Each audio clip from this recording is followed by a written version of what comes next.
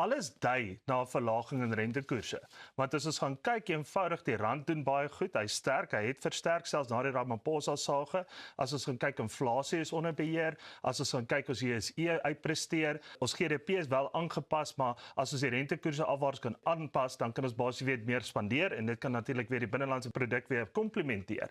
Maar sou daar 'n rentekoersverlaging wees, dan is dit natuurlik baie positief teenoor dit. So my opinie natuurlik gaan wees, ek dink dit gaan net so bly op hierdie stadium en ek dink ons gaan eerder hier nader aan Julie se kant behoort ons 'n verlaging te sien van ten minste 25 basispunte plus. So kom ons hou maar duim vas. Ek hoop ek is verkeerd vir die beursies daar buite, maar wat dink julle kollegas? Maar wat dan gebeur is die mense wat slim genoeg is om te spaar, hulle gaan dan 'n bietjie van 'n knou vat, né? Ja, dis die waarheid.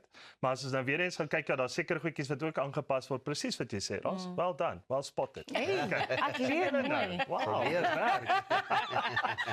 Dis hierdie finansiële lesse of klasse wat Ja, ons nee, elke kyk. week bywoon.